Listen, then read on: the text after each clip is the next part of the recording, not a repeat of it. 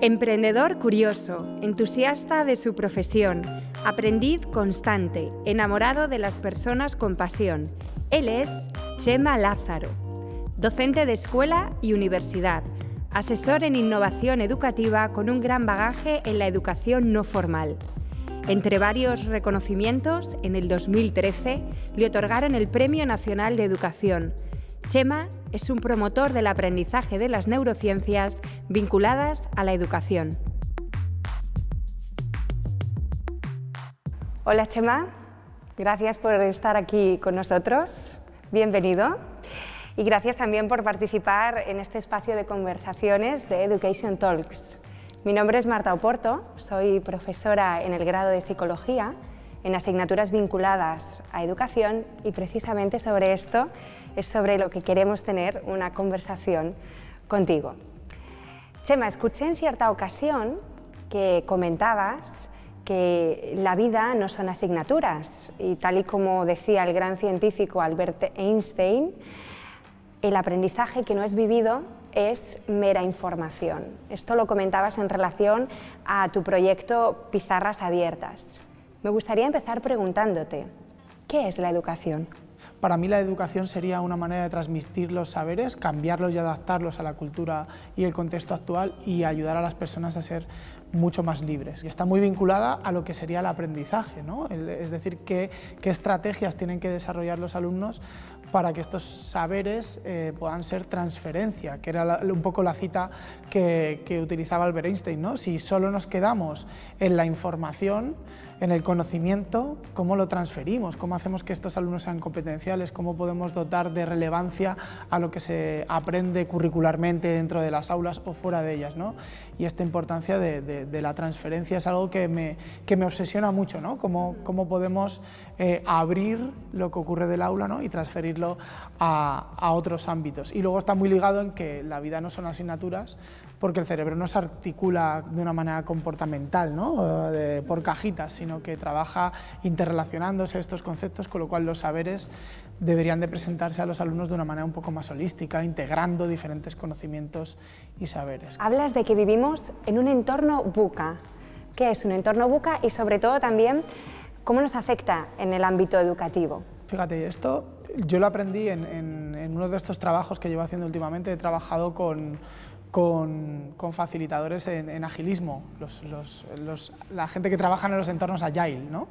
Estos entornos se basan mucho en estos principios VUCA, ¿no? De la volatilidad, la incertidumbre, la complejidad, la ambigüedad, y me hizo reflexionar mucho sobre cómo trabajamos la propia educación, ¿no? Es decir, educamos desde la certeza, ¿no? Educamos enseñando a los alumnos que tienen que dar unas respuestas prefijadas.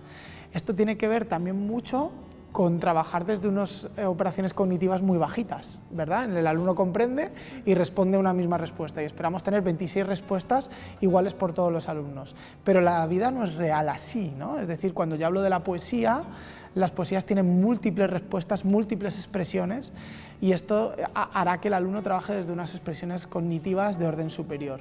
Esto me preocupa bastante, ¿no? Cómo podemos adaptarnos a esta variabilidad del entorno, a esta velocidad en la que el entorno cambia.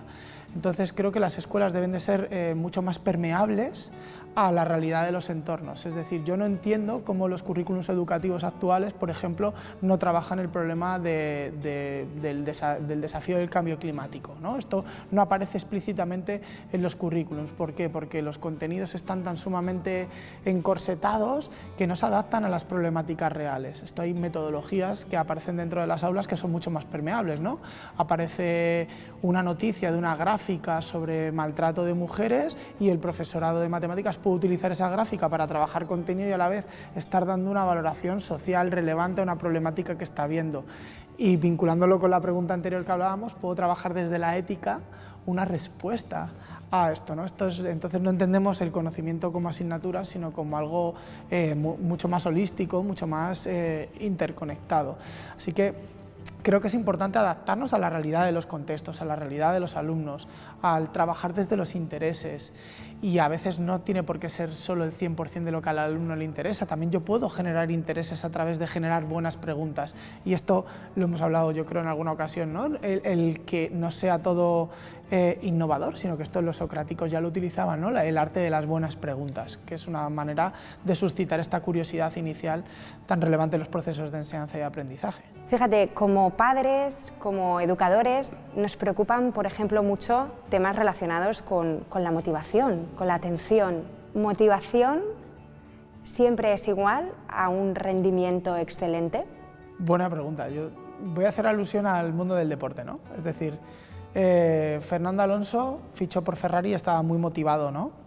Y tenía unas grandes ganas de ganar, pero no ganó ninguna carrera, ¿no? Porque el coche era una patata comparado con el del resto de los compañeros. Pues a veces ocurre igual con la motivación. Creo que confundimos mucho el hecho de que el alumno esté extrínsecamente motivado, tenga ganas de aprender, con qué necesita para que se dé esa motivación, ¿no? Entonces, aquí hablaríamos de las variables que afectan a la motivación.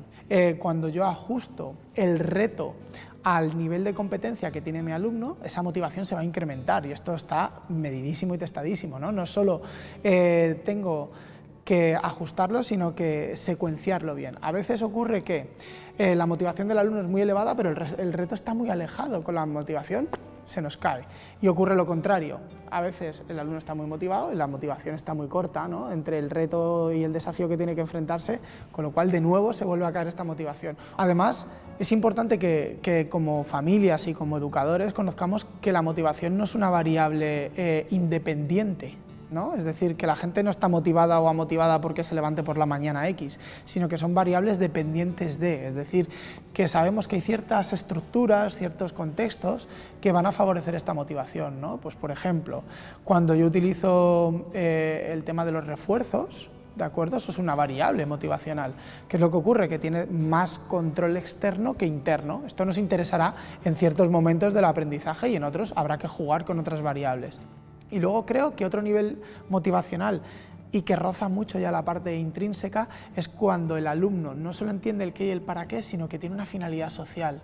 Estas ganas que tenemos de contribuir, ¿no? Los adolescentes les encanta mejorar el mundo en el que tienen, todos estos proyectos de aprendizaje-servicio.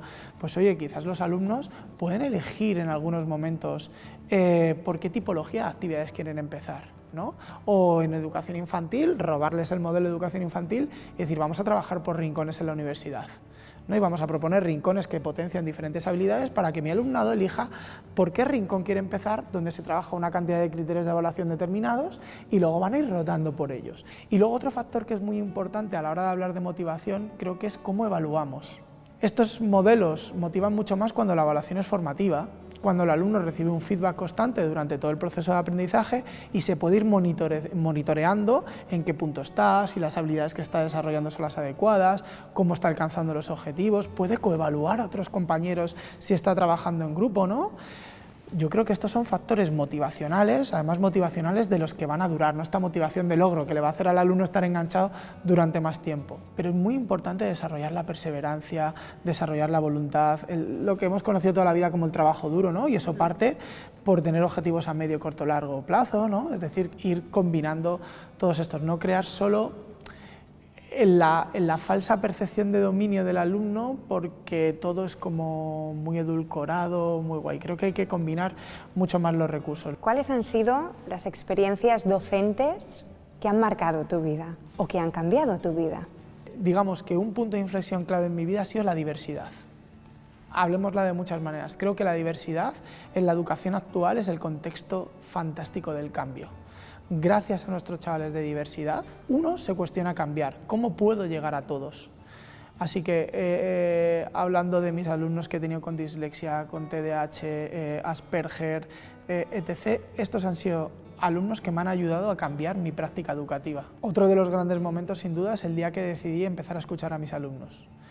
Esto fue radical. Decidí incorporar tutorías individuales. Dije, ostras, si tengo tutorías con las familias, ¿por qué no les pregunto también a ellos, ¿no? Entonces, me buscaba espacios en los recreos, me buscaba horas libres, o empecé a incorporar, me quedaba a comer con ellos en el comedor una vez al mes, y ese momento de empezar a escucharlos me empezó a dar una cantidad de información que no tenía y a la vez a construir todavía un vínculo más grande con ellos. Y quizás el último momento ha sido recientemente, ¿no? que estoy en una universidad 100% online y el hecho de cuestionarme cómo puedo construir vínculo emocional en un entorno digital en el que no veo caras y no veo nombres. ¿Aprendemos de forma mucho más fácil aquello que nos emociona? Sin duda, sin duda. Ahora, no tiene por qué ser una emoción agradable, ¿no? Esto lo han sabido durante toda la vida, ¿no? La letra con sangre entra. Ya sabían que la emoción ayudaba a aprender, ¿no? Mi madre era una gestora emocional durante un curso académico mío, brutal, ¿no? A través de, si no apruebas no te vas de campamento, me gestionaba las emociones, la perseverancia, todo radicalmente, ¿no? Era otra forma de gestionar.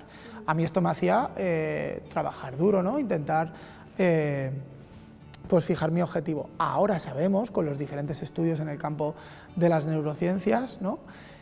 que la emoción fija los aprendizajes y los hace más duraderos, ¿no? Se activan regiones emocionales, ¿no? que nos hacen no solo guardarlos mejor, sino lo que nos interesa aún más, evocar la información de una manera más eficiente. ¿Qué es lo que ocurre? Que hay emociones que son tremendamente potentes para el aprendizaje, que no tiene nada que ver con la alegría o el miedo, ¿no? Y en mi opinión serían las dos emociones para mí más importantes en el aprendizaje. Una es la curiosidad. La curiosidad creo que es el arma más poderosa que tiene el ser humano de acercarse al aprendizaje, es lo que tienen los científicos, es lo que tienen diferentes investigadores, es lo que tienen los niños antes de que por razones X les vaya desapareciendo, ¿no? Esa exploración del entorno por conocer creo que es la emoción que abre más puertas a la hora de aprender. Y otra es la sorpresa, esta capacidad de sorprenderte cada vez que conoces algo nuevo y te hace gestionar mejor la incertidumbre de lo que no conoces, ¿no? Y dices, ostras, qué responsabilidad, ¿no? Ahora que creo que sé más, me doy cuenta que sé menos. Esto también es filosofía, ¿no? De nuevo. Y cómo empezar a gestionar todo eso. Creo que si combinamos estas dos emociones con la gran emoción que es la seguridad en el aprendizaje, es decir, que los alumnos se sientan seguros de que pueden equivocarse, pueden exponerse, pueden atreverse, pueden lanzar ideas por más incorrectas que sean, creo que estamos generando un caldo de cultivo muy interesante para convertir las escuelas en espacios de frikis, ¿no? De gente friki entendido como la definición de alguien que ama lo que hace, ¿no? Yo creo que esto es importante. El aprendiz debe de ser un enamorado de aprender. No puede convertirse la escuela en un sitio de dolor, de ir a sufrir. Creo que las escuelas tienen que ser espacios de seguridad, hablando de emoción, tienen que ser espacios de vínculo entre la comunidad educativa y tienen que ser espacios donde se fomente la cultura y el aprendizaje desde la curiosidad y la sorpresa. Se habla en nuestros días de neuroeducación y sabemos que eres un enamorado de este término. Nos gustaría que nos comentases, ¿la neuroeducación es un mito o una realidad? Yo te diría, bueno, es que toda la tecnología que se está empleando en ver cómo el cerebro funciona en tiempo real en diferentes contextos nos está dando un montón de información. Esta información yo creo que se está utilizando bien y se está malintencionando.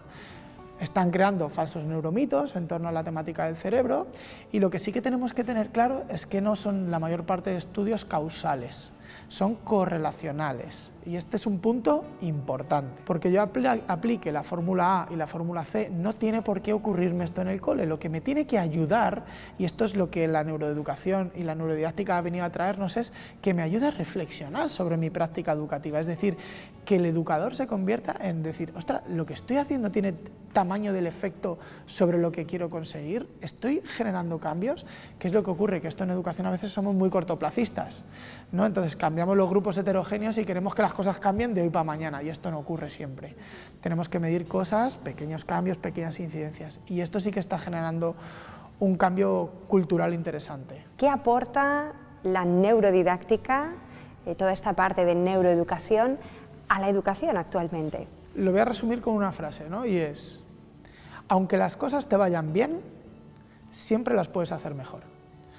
Para mí este es el gran punto de inflexión de lo que es la neuroeducación, es decir, oye, si tú estás aplicando un método de lectoescritura X, piensa que todavía lo puedes hacer mejor, ¿no? Y además tiene mucho que ver con este mindset, ¿no? Con esta mentalidad siempre de crecimiento, de hacer las cosas a mejor. ¿Qué nos está aportando, ¿no? Nos está aportando una visión muy reflexiva sobre la práctica.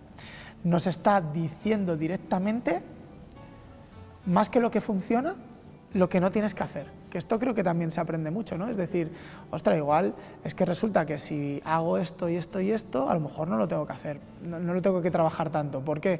Porque estamos empezando a conocer hitos del neurodesarrollo a nivel neurocognitivo que son muy interesantes, que los profesores se reflexionen sobre esto. Ya sabemos que hay ciertas prácticas en torno a la memoria que si las favorecemos, las extrapolamos, pues vamos a generar aprendizajes más significativos. Y esto no lo está dando el campo de la neurociencia, ¿no? Nos está hablando de teorías motivacionales, nos está hablando de cómo funciona la atención, de la relevancia que tiene en la vida de la persona, por ejemplo, el trabajo de la inteligencia emocional o de potenciar todas las funciones ejecutivas, que este es otro tema largo por extender, ¿no? Cómo entrenar esa perseverancia, esa memoria de trabajo, esa flexibilidad cognitiva, esa inhibición, que van a ser determinantes en cómo el alumno va a cosechar y va a alcanzar objetivos. Entonces, yo creo que nos está aportando rigor y reflexión. Hoy en día es innegable, ¿no?, que la tecnología se ha colado en las aulas, ¿no?, en las aulas de cualquier etapa educativa, ¿no? ¿Eres más partidario de lo tecnológico o por el contrario, pues de un modelo quizá más analógico? Pues yo, como diría Mariano Sigman, soy de grises, ¿no? Dependerá de qué, para qué y cuándo, ¿no? Es decir, si me dices, ¿tiene que estar un niño de 4 años 7 horas con un dispositivo tecnológico? Te diría, ¿estás loco? ¿No? No. Ahora, ¿tiene que usar tecnología en el aula de una forma adecuada al nivel en el que está? Pues claro, evidentemente. Ahora, ¿qué peso le voy a dar a qué, en qué momento? Está claro que en las etapas iniciales del neurodesarrollo, cuanta más naturaleza, cuanto más ambiente, cuanto más exposición al mundo natural, muchísimo mejor. A medida que el alumno va ganando en mayor grado de autonomía, pues podemos ir introduciendo la parte de las tecnologías, sin duda. Sin duda, aparte porque mirar para otro lado no nos va a solucionar el problema, las tecnologías están, ni se van a marchar, ni las podemos mirar para otro lado, es decir, en este mundo la tecnología está presente, el pensamiento digital está. Creo que aquí las tecnologías nos dan una solución brutal, nos permiten hacer una socialización rica con agentes que no existían antes de esto, ¿no? Es decir, yo puedo tener una videoconferencia con un biólogo marino de Galicia en el que me cuente los movimientos de las mareas desde mi colegio en el centro de Madrid, que no vemos el agua nada más que julio y agosto, ¿no? Entonces, esto es muy importante, cómo la tecnología te ofrece todo esto. Te ofrece el entender el mundo con una perspectiva global, ¿no? Como el mundo es algo como más grande de lo que tú estás viviendo. Y luego, sin duda, el contexto del último año a nivel mundial nos ha evidenciado que las tecnologías son fundamentales, ¿no? Que las tecnologías han generado desigualdades, que las tecnologías han generado oportunidades. Entonces hay que ver cómo democratizamos este acceso a la tecnología sin generar desigualdades entre los alumnos. Desde tu experiencia, ¿cuáles serían las claves formativas para los docentes, los futuros docentes o profesionales de forma amplia que se van a dedicar al mundo de la educación? ¿Cuáles serían las claves formativas de esos alumnos que tenemos hoy en día en nuestras aulas en la universidad? Yo creo que una parte importante es conocer el desarrollo psicoevolutivo del ser humano, ¿no? De la persona. Creo que esto es importante manejarlo como educador, ¿no? Es decir, si estoy con adolescentes, ¿qué necesidades tiene un adolescente? Tengo que manejarlo, porque eso cambia mi forma de dar clase, cambia mi forma de atenderlos, y estos profes, que son profes esponja, más permeables, enseguida lo captan y le dan un acercamiento mucho más, al igual que si estamos en las etapas iniciales.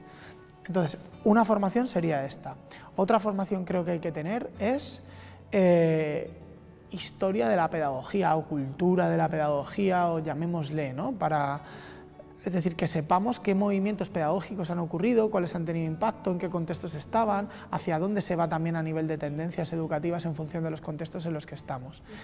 Creo que eso es importante manejarlo para diferenciar claramente qué es un modelo metodológico, qué es una metodología, qué es una técnica y qué es una estrategia, para no luego confundir todo, ¿no? Es decir, como un super overview de qué hablamos en pedagogía cuando hablamos de cada uno de los términos. Creo que esto hay que manejarlo.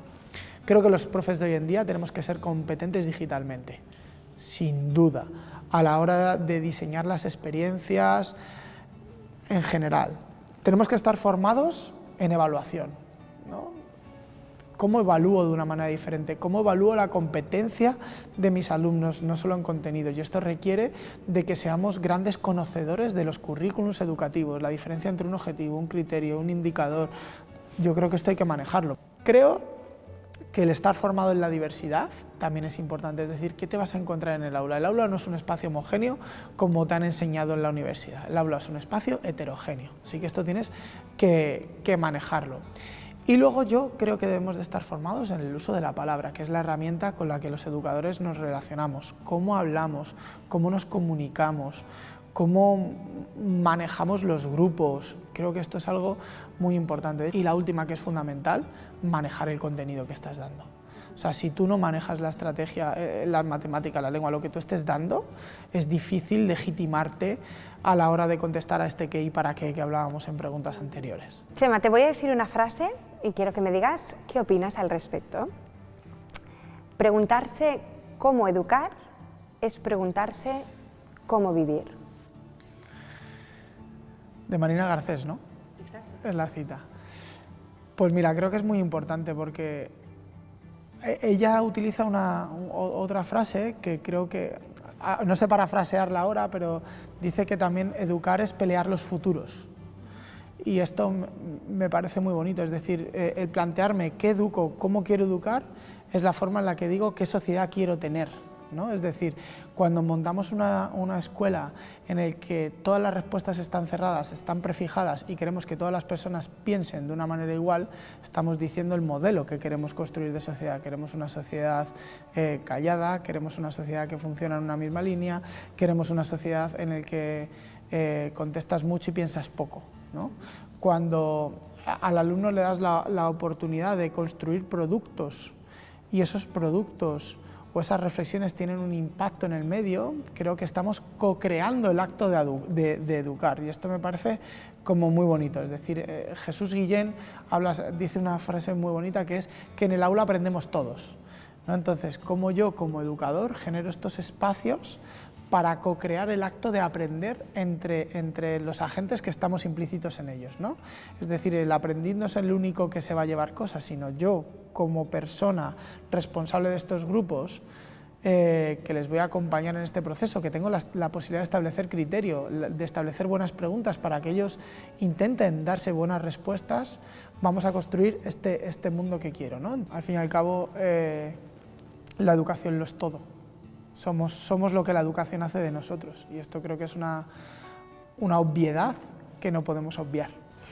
Pues muchas gracias, Chema, por tus palabras y por haber tenido este rato de conversación tan revelador y también, ¿no?, tan experiencial, ¿no?, desde lo que tú has ido viviendo como educador, como persona. Es una suerte poder tender, siempre digo lo mismo, ¿no?, tender puentes en momentos en los que parece que a la gente le gusta más construir muros. Creo que esto es importante, ¿no?, cómo tendemos puentes para poder dialogar desde lo que cada uno opina, sabe, y a partir de ahí consensuar. Creo que esto es importante. Creo que lo hemos logrado, hemos tenido puentes. Gracias, Chema. Gracias, Marta, un placer.